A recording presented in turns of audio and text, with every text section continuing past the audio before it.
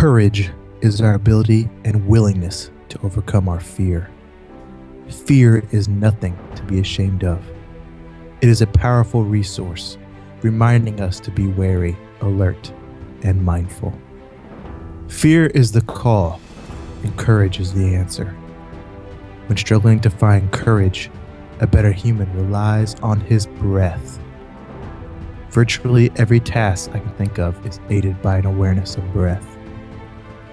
It is the connective tissue of the universe, binding all living creatures together. By focusing on our breath, we are able to more adeptly inhabit our bodies and function on instinct. A wolf can ascertain all he needs to know about a man without ever exchanging words. So can you. Much of what is essential is intuitive. Pay attention. What you need to know is usually in front of you. There are no secrets, just things people choose not to notice. Faster than a speeding bullet. I ran until my muscles burned and my veins pumped battery acid. More powerful than a locomotive. An idea is like a virus, resilient, highly contagious. Able to leap tall buildings in a single bound.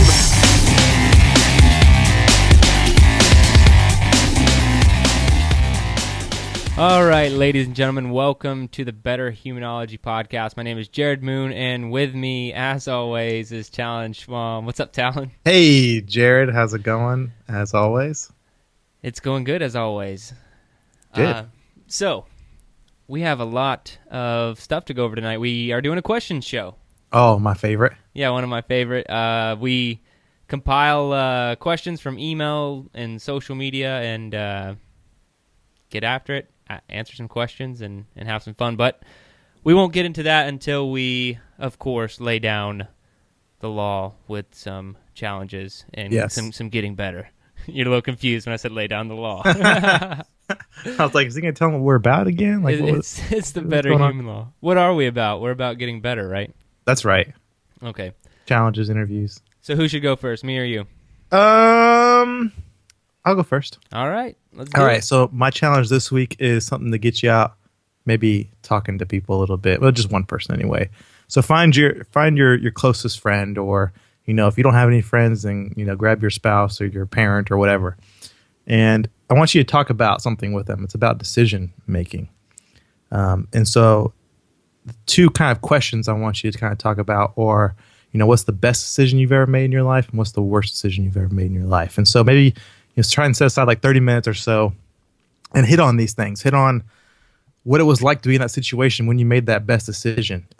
What it was like to be in that situation when you had to make that really bad decision, or when you did make that bad decision. Think about what other options you had, what consequences, good and bad, came out of both of those decisions.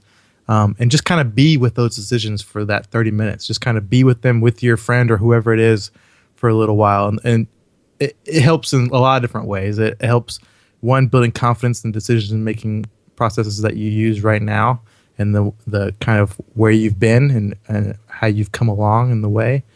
And it also just kind of helps what I always talk about, helps you kind of be aware of these kind of instances coming up on you to where you need to make decisions. So you kind of prepare yourself for being able to make closer decisions to that best decision you ever made versus, being in situations where you're forced to make that bad decision. I like it, man. I like the any question that gets the brain going amongst friends is a good one. Yeah, that's my kind of favorite kind of thing. I actually would recommend that, like, as instead of like getting together the group of friends to do like a board game, maybe just have like a good set of like 5 questions to ask each other that would like open the mind a little bit. Those would be 2 great ones. Dude, that's an awesome suggestion. I think that's the kind of thing that brings relationships closer together, makes people better. It's kind of that one of those iron sharpens iron kind of situations when you're doing that. Versus when you're playing games, it's a good time, but nobody's getting any sharper. Yeah, and if you're ever like the least bit vulnerable in front of another person, it deepens that relationship like tenfold. Right. Hey, good point. All right, my challenge is start with. So this is a mental toughness challenge, and it has to do with one of the questions that's in the show tonight. So we'll talk about it a lot more. But okay. I just want to know, that's why this is coming up. It relates to a question I got. And I want everyone to go buy something for yourself that makes you better.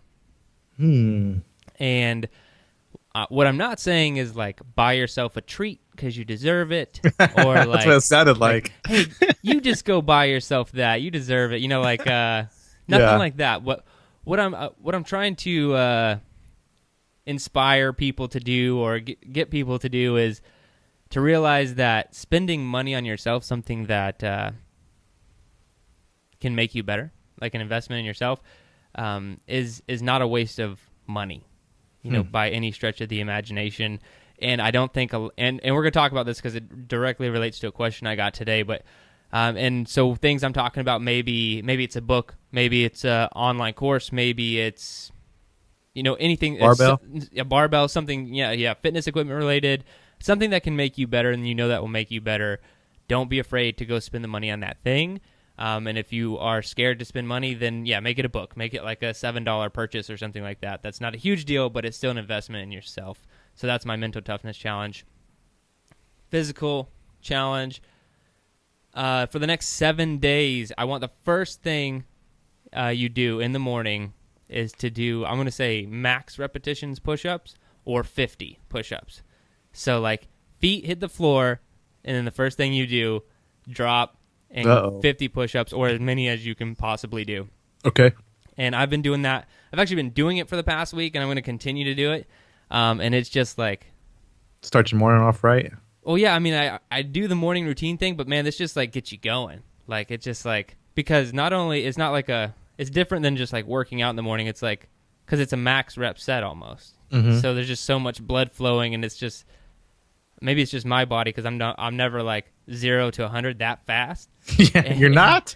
Well, no, not that fast. Because it's literally within like 15 seconds of waking up, I'm doing 50 push-ups, and it's just It's crazy. It's it feels different than normal working out to me because I could just like I'm just more aware of like the blood flowing like everywhere in my body, and like it really wakes me up. Going from that like asleep to like wide open is a pretty insane feeling. 15 seconds. You're saying that when your feet hit the floor, so you must be one of those people that the alarm goes off and you're out of the bed immediately. You're not hitting the snooze button. You're not laying around a little bit like, yeah, I'll get up. It's coming just a little bit. No, you gotta get up right away. Right away. I think that's something good to point out though, because I feel like I'm one of those people too, even though I don't seem like one of those people. I'm like, I wake up, I'm getting out immediately because I feel like sitting in the bed or hitting your alarm and snoozing a little while is hurting you in so many ways, because like you're losing the sleep. You're not getting any good sleep there by hitting the alarm and trying to fall back asleep for like 2 minutes or whatever you're doing. Laying in bed's wasting time.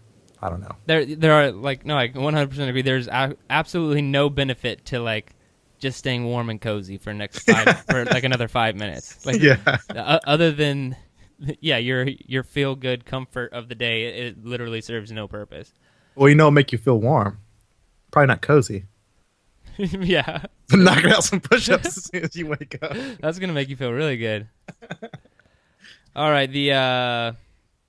the book I have is actually very different than what I normally recommend on the podcast. Okay. And you and I think we've talked about this book. I'm certain I haven't recommended it though. Is The Life-Changing Magic of Tidying Up.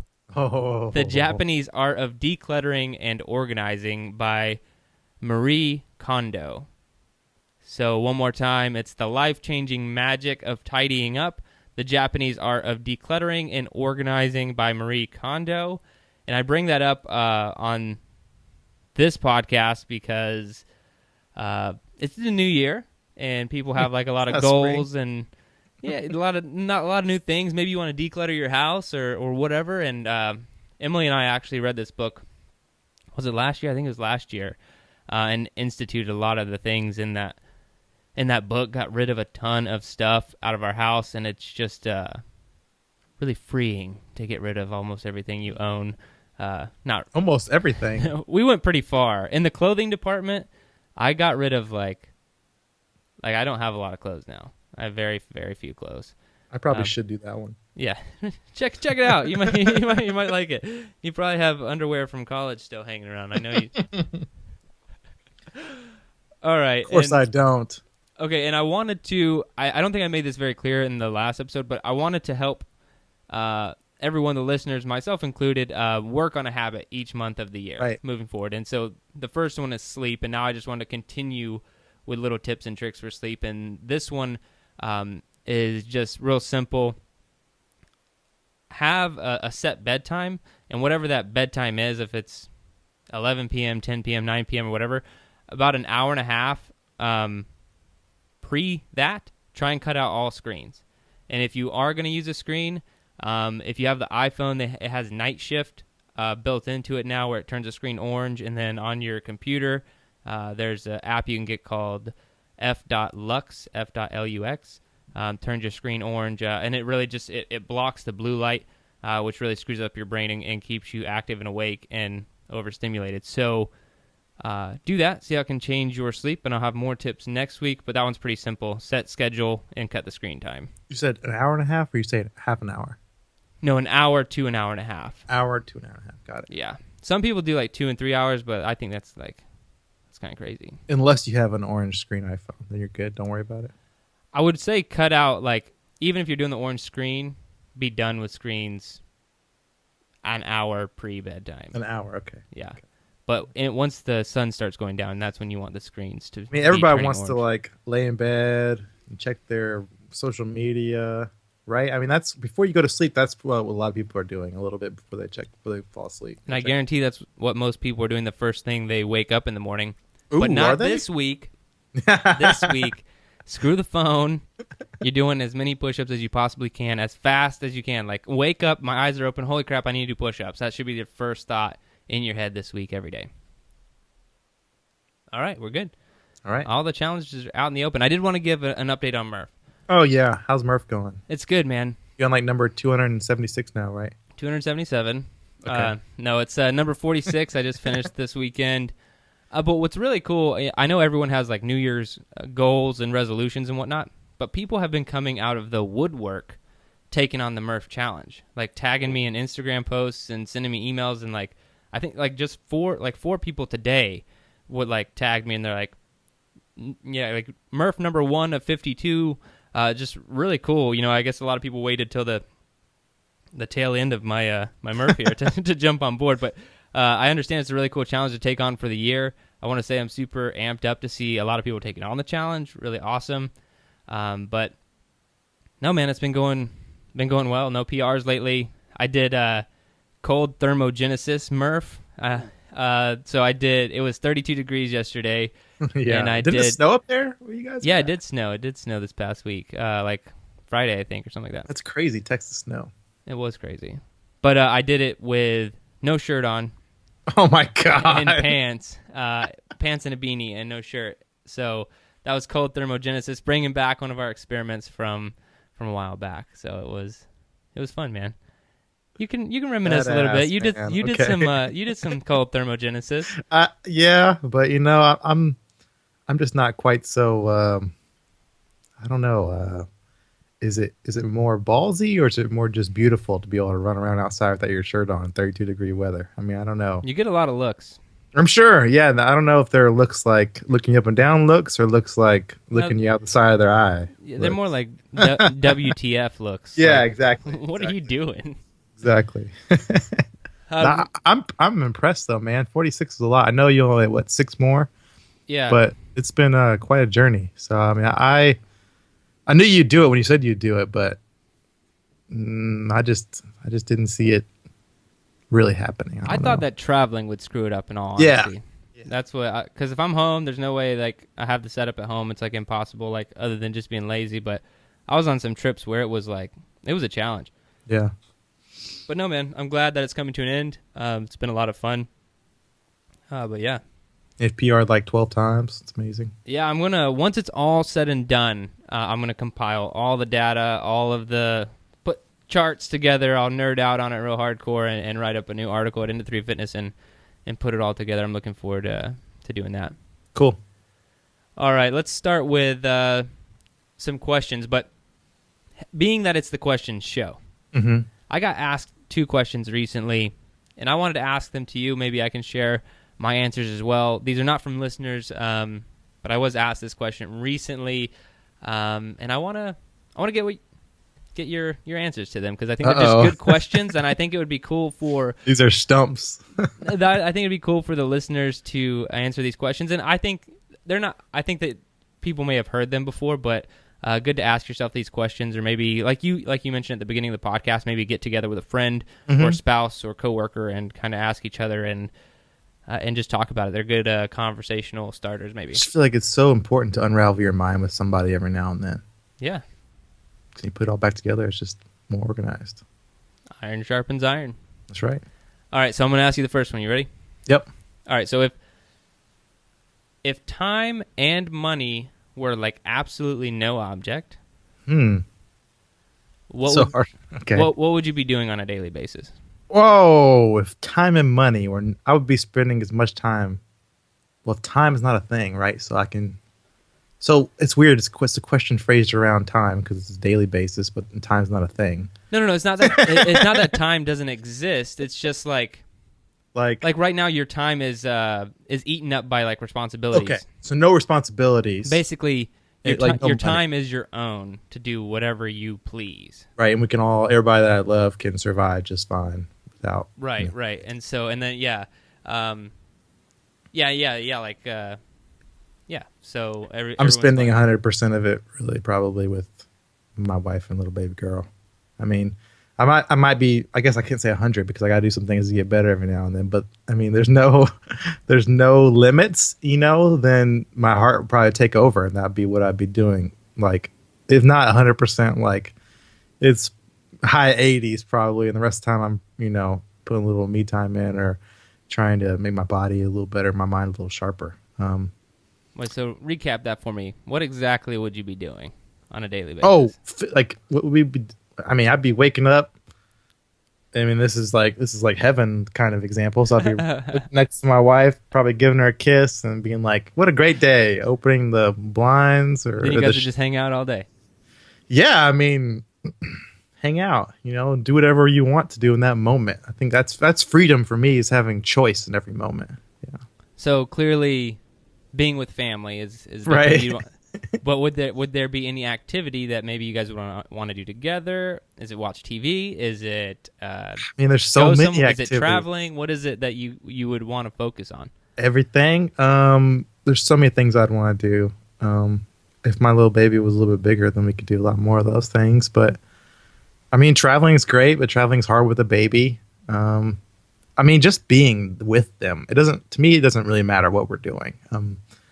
Maybe, my wife would rather go out and see some sights or do some things. I mean, I'm sure, but I just being, even if I'm not exactly interacting with them in that moment, being with them, being around them, I don't know. For me, it's just, it completes me. So, yeah, I mean, I can't give you an exact action, I guess, because for me, I don't like to live that way. I like to live, I plan maybe to be with them and then plan for nothing else and then make plans as I go.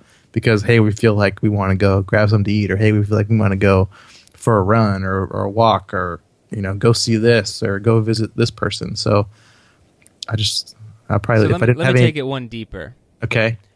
Not giving you the answer you're looking for, am I? Well, no, because that's your answer. I'm more curious as to. You said you would probably take some me time in there, right? Mm-hmm. So I'd have to. What would you do during your me time? Would that be different every day as well? Yes. It'd be different. I mean, absolutely every day. I'd approach it differently every day too, because that's just how I am. So some days it would be, wanting to really be contemplative and just kind of be with myself for a little bit, maybe journal some and write. I don't need to work on anything. So, I mean, yeah, I'd probably be writing a lot of poetry. I'd be writing some short stories. That works a lot for me in my alone time. I would probably do some things for fun, but since I have my family there, they don't have responsibilities either, right? Is it just me? Do I have access to my wife 100% of the time? That's the worst part of hypotheticals, right? It's like how deep can we go? Yeah.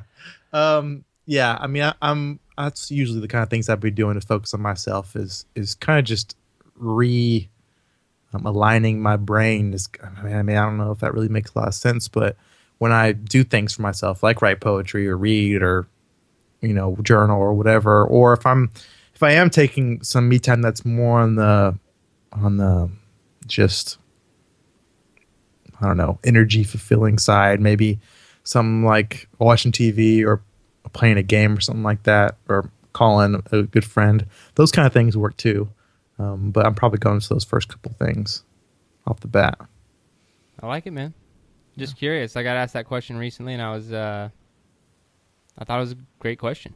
It's really like it kind of is like, okay, well, what would you do? Like, what would you do with all of your time?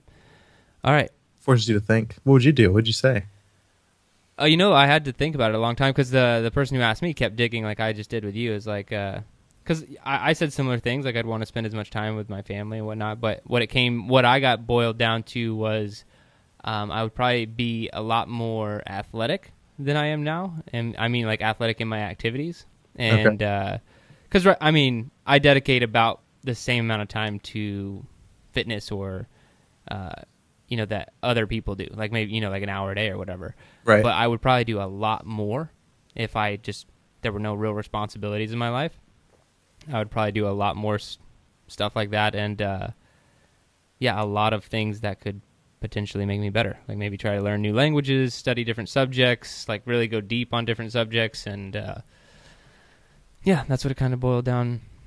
And traveling was in there as well with the family. So studying is a good thing you brought up, because that's something for me, like, having a baby forces you to realize, because you spend so much time maybe on the internet or whatever you're doing, and I would spend so much time just researching, just kind of getting in a rabbit hole of like looking up this thing and then reading about this, and that takes you off onto some other tangent and reading about this and learning, and just kind of getting on a roller coaster snowball ride of like learning and just better human tangent. Right, where you're in control. That's something I love about the internet, and that's something that I really hadn't done in such a long time, because it just happens mindlessly, when you're lost in the internet every now and then.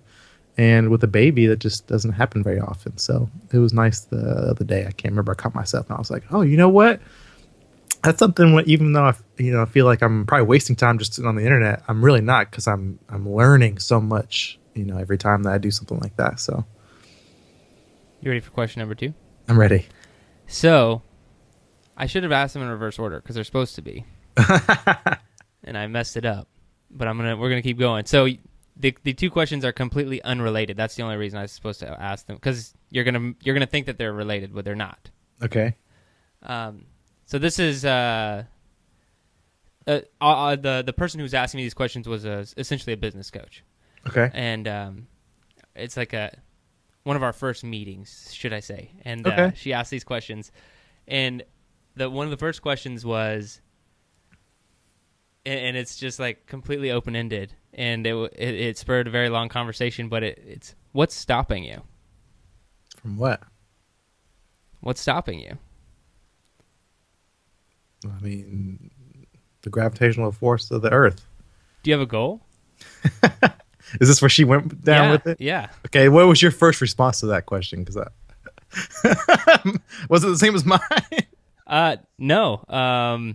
You went straight for it? No, I went straight for it because I think about stuff like that all the time. My ultimate answer ended up being myself. I'm stopping myself from anything that I want to achieve.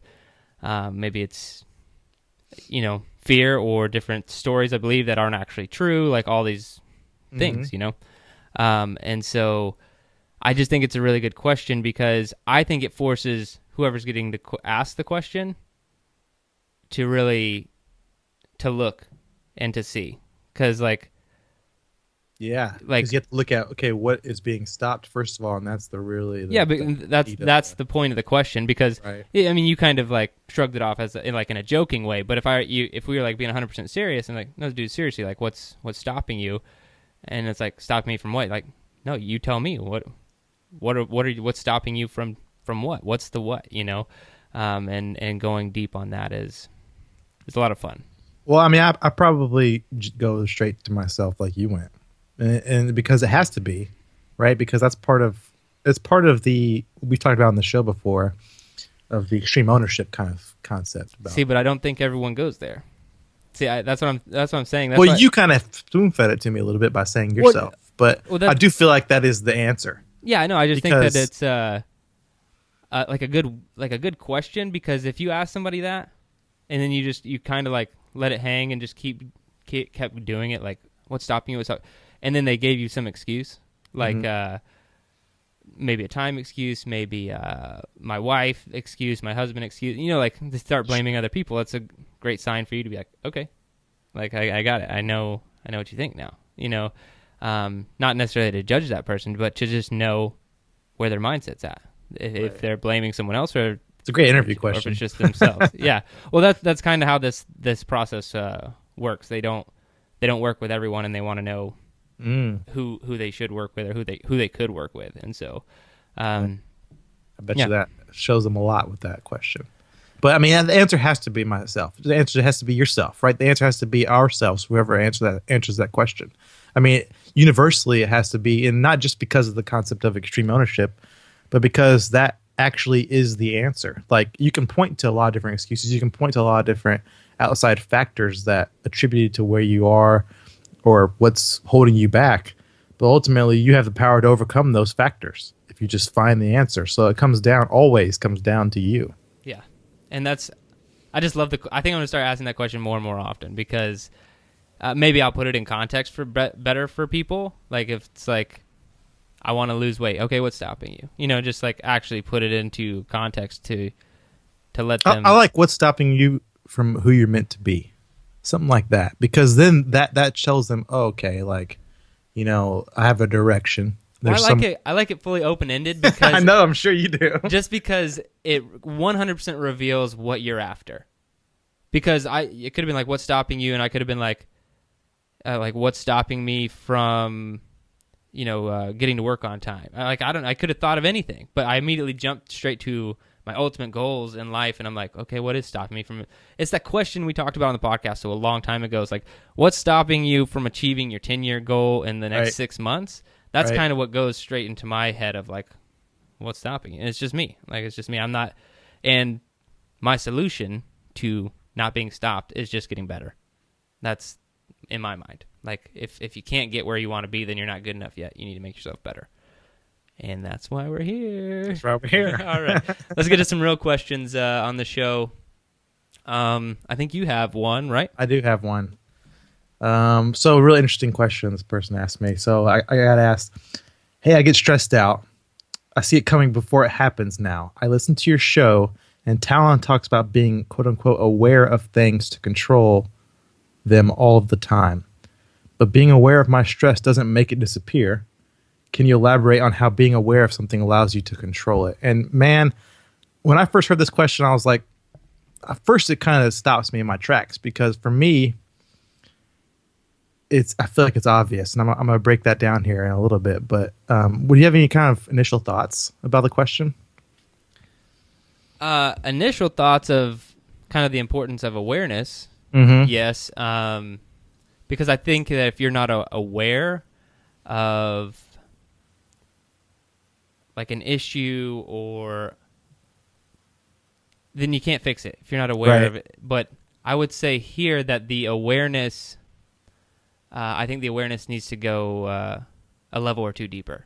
Okay. Would be the solution to this problem, because you might be aware of the stress coming, but I would get into specifics of what that stress is and be more aware of something there, because then that's like about what's causing the stress. Yeah, because if I know I have like a bunch of deadlines at the end of this week, and I know that stress is coming, I'm aware of that, but that's not going to help me fix the problem. I could probably mitigate. I could probably reduce my stress by doing certain things like exercising and all of those common things that can relieve stress. But like to actually fix it to where that stress doesn't occur, there's probably another awareness level somewhere that you could go one level deeper. I see what you're saying. So it's not like you realize that the sink is running water, so you need to fix it. It's not necessarily like that. It's looking a little further than that in your mind. Yeah, like to bring the sink example, the problem might be, in the pipes below the sink and not the leaky faucet itself. Right. Yeah. For me, it's like breaking the fourth wall. It's like, to me, it's like I woke up becoming aware of things, become aware of my stress. Like when I first become aware of what's bothering me, like, hey, this stress is affecting me, not just focusing on the feeling of the stress, but focusing on like, hey, I realize that I'm feeling this way because of my stress.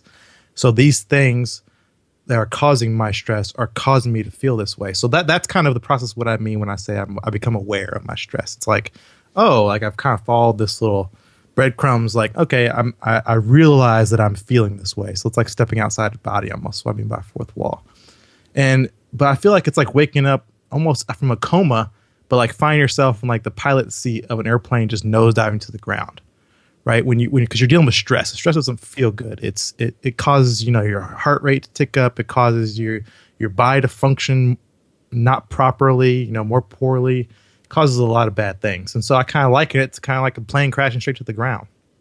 It's because to me, like I said, like it's obvious on how to fix that. Like you might be fumbling around for a little bit, but you're going to end up pulling back on the stick at some point because the plane's going straight to the ground. So you're going to try things. You're going to try buttons and switches and there's the big stick in front of you. You might try that after a few minutes. And to me, maybe that's just sooner than a few minutes. But, and because the analogy really applies both ways, like in the situation with the plane, you probably have like no idea how to fly a plane unless you're Jared Moon. You probably have no idea how to fly a plane when you wake up out of a coma. So it's a life or death kind of situation. So you're going to make damn sure you're going to try and get out of it. You're going to try everything. And with stress, I feel like it's the same way. If you don't do anything, the stress is just going to keep growing, and just like that plane is barreling to the ground, until it smashes into the ground, that stress is going to keep growing until you smash into the ground, basically. And so you have to try things to ease that stress and to stop the stress, and you have to do something or it takes over your life. And so to me, I say it's obvious because I would try everything I can as soon as possible. ASAP, I'm looking for options to alleviate my situation. I'm pulling back on that handle, right? I'm trying that really quickly because I'm trying everything really quickly.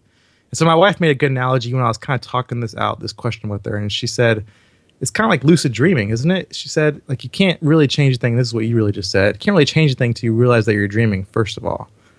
And that's how it is, I feel like, with everything when it comes to awareness, honestly. And that's probably me taking it a little further than most people would. But I feel like it's the awareness in and of itself, because it separates you from whatever it is that is bothering you, to stop the stress, right? So if it's stress that's bothering you, once you become aware of it, like I said in that process, then you're separated from it. I realize the stress is bothering me. I also realize the things that are causing me to feel stressed are outside of me. They're not happening within inside of me. They're separate from my body. And so you can step outside of the stress and see it for what it really is. You can see the stress is brought on maybe by things that are outside of your control, or things that you really can't do anything about, or things that have already happened in the past. And so you make the shift in your mind that those outside things that you don't control don't need to control how you feel inside, because you've realized that you're in control of everything that you feel like is affecting you inside. You realize that since I can step away from it, I'm in control. So you start to focus on what you can change, not what you can't change. And so you really separate yourself entirely from the idea of feeling the stress from those items or those events or whatever they are, because they're outside of you. They're outside of your control. Whatever you decide inside your mind and believe, that's what controls you, and that's what controls how you feel. So ultimately changing perception. Right. Yeah. So is that, I don't know, that's how I understood it, and I think it's kind of convoluted because not everybody thinks like that. I mean, as hard as it is to believe, some people wake up from that coma and just think, well, shit, I don't know how to fly a plane, and then just die and don't even try anything. And that happens, and that's hard for people like me to understand. But there are people like that out there. Yeah, I mean, just to fully go in with your example of the airplane, if you're nose diving, I mean, all things remaining constant, just like aerodynamic principle is. Oh gosh. No, it's not complicated at all. It's if you can trade altitude for airspeed. It's a very simple concept. It's energy transfer, right? So like if you wanted to slow down in your car and it was going at a constant speed and you're just going down the road, what would you do to slow down your car? Take your foot off the gas? No, or say the speed is constant. What would you do to slow down your car? Like it's stuck. And the brakes don't work. What are you going to do? You're going 20 miles per hour. You're not even going that fast. Turn? Yeah, you could turn, you could run into something, right? So it's the essentially like you're trading energy to slow yourself down. Right. Yeah, and so I mean it's the same in an airplane, like pulling up, like you said, is going to significantly slow you down, but it's not going to solve the problem if you're actually crashing. But it Right. gives you that moment of time to slow down and to reassess the situation and to maybe like you said, change your perception or just slow down in general to be more aware of what I think might be like a deeper Yeah, I mean, stressor. it's going to be hard to remove stress from your life in general. Like, just completely remove stress. Like, I feel like I'm somebody that doesn't stress out very often because I've done a lot of these principles that we talk about, but I still feel stress sometimes. It happens. So you're not going to remove it entirely. Yeah, and we've talked about stress before and how, too much of it, bad thing, and depending on how you cope with stress. But a lot of studies prove that you need some stress in your life. Like it's a good thing to have stress in your life. So I think as long as you're handling it okay, depends on the stressor, really. Yeah. Yeah. But I mean, you gotta keep trying things. If it's not the stick, then keep trying buttons and keep trying other things because you're gonna find something that'll at least work for that short amount of time to be able to pull your head out of the water. Just don't hit the eject handle. Yeah. I don't know. Sometimes the metaphors get too convoluted. I don't know what any of it means anymore. All right, man. You wanna? Because that would be like leaving life, right? That's. Let's see. Yeah, I guess That's what I was getting at. Okay. All right. I have a question here. So I'm going to condense the question because a lot of these somebody's long-winded. a lot of the questions are very long, and I'm just going to get to the part that they truly want answered. They sometimes Okay. there's a backstory. Yeah.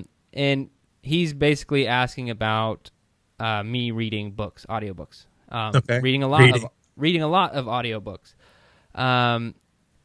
And he's basically just asking what's the most cost-effective way to listening to multiple audiobooks like I do. He says he knows I listen to Audible, but buying them one at a time is super expensive. Doesn't want to buy physical books because most likely only read once. And so the real question comes down to what is the most cost-effective way to get books? And Legitimate. yeah, but I didn't want to answer this question from tactical, because tactical, maybe you could probably steal them somewhere, I guess, or whatever. But yeah, you could probably torrent them or something, I'm sure. But yeah. But so how I actually want to answer this question goes back to the very beginning of the podcast, where my challenge was go buy something for yourself that's going to make you better. Mm-hmm. And so I pay for an Audible membership gladly and have for years. And Will you get one free book a month or one book a month with that membership? Is that what it is? it depends on the level that you're at. Okay. So yeah, it could be one, it could be a couple, and then you can buy credits for cheap and all this stuff. So Audible is great, but I'm just saying I think the bigger picture here of the concept of not willing to spend money on yourself to make you better I think is problematic. I'm not going to try to dive into anyone's finances, but I think Audible is like $15 a month. I'd be hard pressed to believe that someone couldn't afford $15 a month, because I guarantee there's something else you're doing worth $15 at least every month that you could cut out and swap. That's not making you better, that you could swap. Like maybe it's fast food, maybe it's Starbucks, maybe it's something you don't need at the grocery store. And I'm just talking like essentials that quote unquote essentials that could easily be cut out. It's true. I'm not saying you have to get an Audible subscription, but just the concept of spending money to make yourself better, I think I struggled with it. I think this is why it's so important to me to answer it this way. I think I struggled with that for a long time, like the unwillingness to spend money on myself to make myself better.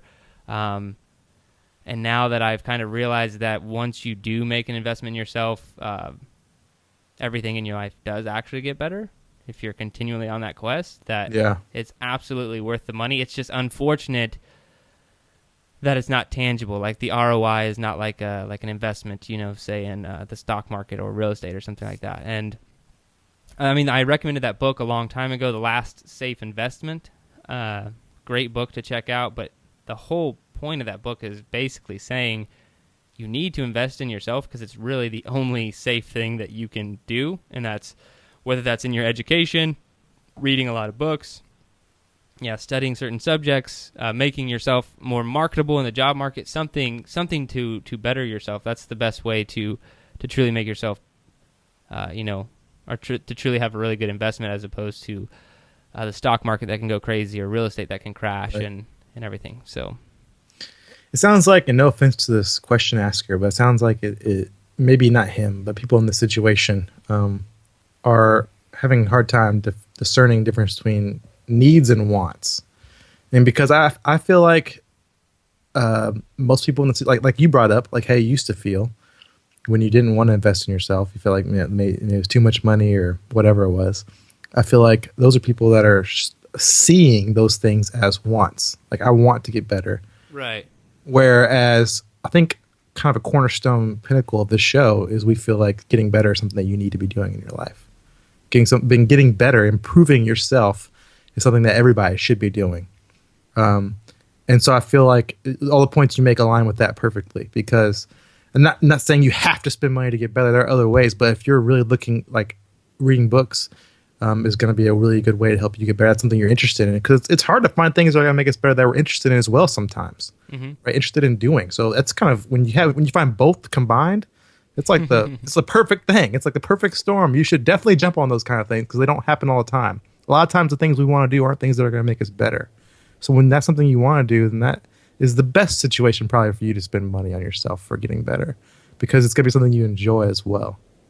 My one recommendation, my one suggestion for this guy is, hopefully he has some friends that also want to get better, or some friends that also maybe have some books. And if he's not going to do audiobooks, he could just buy a couple of books, maybe like with your example this week, maybe buy like 3 books, something, maybe $20 or so, down with the Barnes and Noble or whatever. And then when he reads them, he could talk to his friends about them and see if they have other books he can trade with and borrow and then read, and then, keep helping others get better, helping himself get better. And that's a pretty cheap way of getting more and more books to read. Now that we've said all that, should I tell you? It's a little, I don't know. So I'll tell you anyway. Okay. So I over the Christmas break, I was with my brother-in-law, and he was like, we were talking about different books because he reads a lot, I read a lot, and we were talking about trading some books. Yeah. And I was like, "What do you have?" Like, because you can like swap on Audible. Or, I've never actually done it, but like I know that you can. I guess if you both have an account. And he was telling me, he's like, "Well, I haven't paid for Audible in years." I was like, "Oh, that's nice. How'd you do that?" So Audible does like a free trial or whatever, and he basically sets up a new email every time. Every month? Yeah, like every time he wants a new book, he sets up a new email. And I was like, dude, I think it'd be worth the monthly fee I pay to just to not have to do that. But I only how many passwords, how many emails do you have to remember? That's what I think is so ridiculous. But I just want to say there are some tweaks around the system if you really, really want to. But going back to everything we said, I think that's more criminal than stealing it. Yeah, that's that's criminal to humanity. That's just straight up too much work for me. Yeah, too much time. No, but I absolutely agree with you, like 100,000%, man. Like, yeah, getting better and making yourself better cannot be like this. And I feel the same way about fitness, and it's kind of very related. But a lot of people treat fitness as like this, if I have time, or like would be nice type of thing, and it should not be. Like, I don't even see how that happened in the world. Like, I don't know where the breakdown was. I mean, fitness, I guess, wasn't always a necessity because people were generally fit doing other things, and then the world blew up and everyone got fat. But it's just, it can't be optional. Neither can be getting better in general. So, all right. So now I have a few training questions that we can get to. Let's see here. Actually, I want to get your opinion on this one before I give my answers. So, someone asked me they really want to get into doing a weekly challenge like I did on Murph. Okay. They want to do something once a week, every week for the full year. But they think that Murph's a little. They didn't give me any background on their fitness. They think Murph's too hardcore, and so they just wanted a workout recommendation that they could do weekly. And I was Something like, that's challenging like Murph, or just, something that's relatively challenging, but obviously not as challenging as Murph, and something they could do every single week. What would you recommend someone does? oh, um, you know, it's not going to be something that you're probably going to like listening to. So I would just get your ears ready, Jared, because Is it fitness? it's fitness. So for me, what's my favorite exercise I've ever enjoyed? Running? Yeah, running. Yeah, nice. I guess that was pretty easy to guess. So I probably would. I think there's so much that can be gained from long runs, and I think endurance is a really, really. I mean, I think strength and speed. I think those are all really good traits to have. But I think as we get older, I think endurance is probably the most important one from a non, nutritionist, non, health nut kind of guy. Because I feel like trying to just make it through some of the tough things or for survival, I think endurance is important. But I also think when you're running, there are so many benefits from just that alone time, that contemplative time. So I would say long runs. I'd probably say like 10-mile run, like once a week. I think that would do. 10-mile run? 10-mile run would be great. That's like 500 times harder than Murph. You think so? Okay, we'll go downgrade. We'll see. You're trying to say something in between easy and Murph, and so I was trying to go really hard and challenging. Well, it shows where Murph is on your pedestal, and it shows where 10-mile run is on my pedestal. Murph is ridiculous. Murph is probably like the hardest work I've ever done for me. So running for you, if 10 miles would be really hard. It's just extremely time consuming, and I mean, if you think about it, you're asking someone to basically run almost half a marathon, like every week. They're trying to get better. They want a challenge. That's not going to have them doing. Hey, I like it. I thought you were going to go kind of weak sauce, but you went hardcore. So just stick with your 10-mile. I like it. Okay. Kind of weak sauce. I thought you might be like, well, just if you can't handle Murph, then do 15. Well, I mean, I'm not just going out for a leisurely run. This is a challenge. Yeah, I like it. This is serious. This is not just, hey, I'm going to go out and I'm running 5 miles or so. Like, well, all I was going to recommend was Cindy, which is basically Murph with the mile runs cut off. Oh. So 20 rounds of 5, 10, 15. The reason I would keep it so close to Murph is just because the only type of exercise or something that I'd want to do over the course of a year like that would be, I wouldn't want it to involve a barbell. I think that injury would creep in if you were doing the same exact workout, especially if it's supposed to be like an intense thing or for time or whatever, and you're trying to beat yourself. It's very different with Murph or body weight stuff. You can really push yourself about as hard as you want, and you're going to be fine, really. So 10 miles down the road. Yeah, see, that's man. There's no way I will take on do that 5, challenge. Jared. Do 5. Yeah, maybe. Yeah. All right, let's see here. We have another guy. Again, very very long email, giving me their background, which I do appreciate. By the way, I'm not like. I love that two people write in and have questions. I just don't know if they want me to read any of their business, because they give me a lot of background. And really says that he's basically transitioning from working you don't out. say their names, so Yeah, working out at a. That's true. You want me to read the whole thing? I kind of get interested in these people. He's basically transitioning from working out at like Orange Theory Fitness. Have you ever heard of one of those places? Yeah, I have actually. Yeah. I don't know what it's like, but it sounds cool. It's got a cool name. Okay, I'll read these last two parts. So I've come to understand that fitness for me has to become a lifestyle, not just something to get into shape. And I cannot stand the thought of spending an additional $2,000 per year to do it. I love Orange Theory, but there has to be more.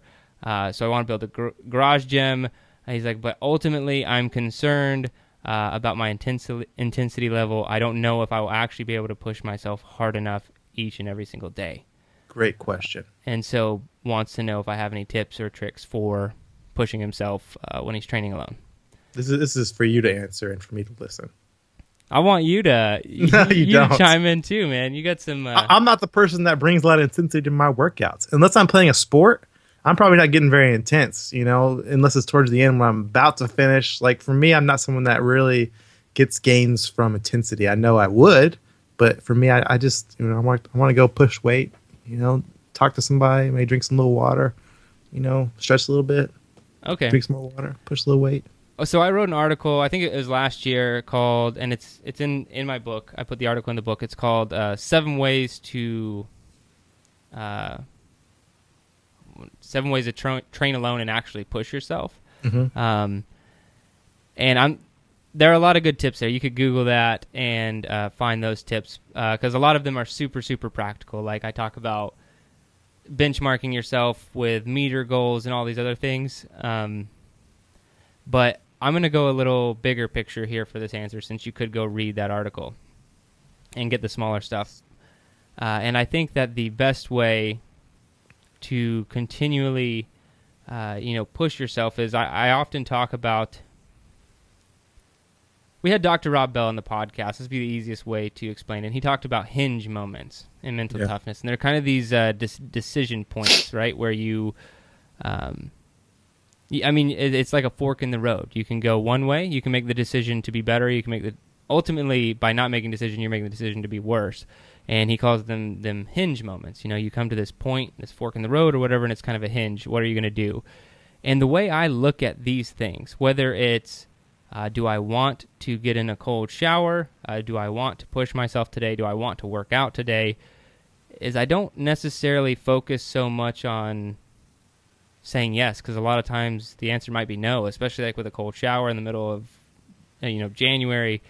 But then my next thought is always like, what am I missing out on here? What did I just train myself to do? Am I becoming worse by making that decision? So sometimes the decision has to be made out of fear that you're going to actually be making yourself worse by not deciding to be better. And so the long explanation there is you have to know your why, and why do you ultimately want to do it? Do you want to truly be a better human being? Do you want to? Is it a grandkid? Is it? I say grandkid because he's a little bit older. Is it your children? What is it for you? What's your why? What's going to make you do this? And if you don't have a why, maybe stick with Orange Theory, to be honest. But I think you have to know that why. And my why always comes back to I have a big why, but like just for me personal, getting like real selfish is if I don't decide to do this, I'm gonna get worse, and that scares the shit out of me. So I can't make that decision with a clear head. Definitely brought the philosophical answer. Was it philosophical? Yeah, for me, it's like how to bring the intensity. I'm just like, freaking take some Jack 3D before you work out or something. Well, there's all sorts of like, yeah, I talk about some of that stuff and chug a Coke before you. No, that's horrible. That'll make you worse for sure. Well, and I have that, like we've talked about this all the time in Murph, like meeting myself, right? Mm-hmm.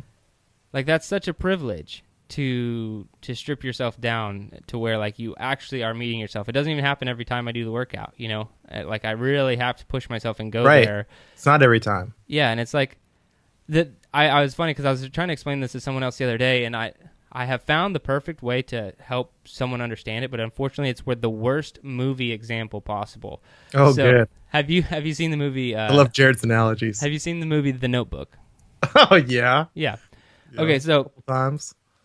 I think it's towards the end of the movie. They go through like this whole like process, like in ritual and like whatever, to get this woman to come out of it, right? Come out of her dementia, right? To come back, and she's there for like a few seconds, right? But he had to go through this huge process of like telling stories, and like it's been a really long time since I've seen the movie, but like I think he tells stories and like shows pictures and like sets up like the room is set in a certain way and all this other stuff, right? It takes all this, and she comes back. It's her. She comes out of this like dementia state, and like it's her. She's fully back with her husband, but it's only for a very, very short amount of time, and you had to do all this shit to get there.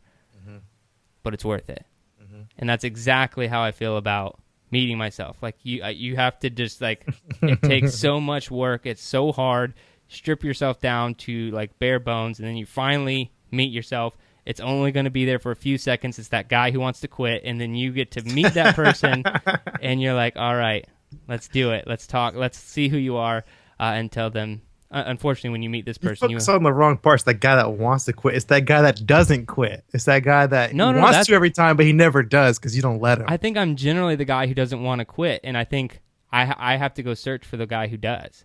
And when I find him, I get to make him just that much smaller and smaller and smaller every time I find him. That's the way I look at it. All right, man. We good? I think we're good. All right. Well, if you've been enjoying the podcast, please head on over to iTunes, leave us a 5-star review and a positive comment. And I'm asking this because we have 98 Do we? 5-star reviews, and I would love to see 100. So if there are 2 listeners making it all the way to the end of the podcast with us today, just go head on over, leave us a 5-star review, a positive comment. We'll be at 100, and my life will literally be made. I'll be so happy. So if you could do that, I appreciate it. Thanks, guys.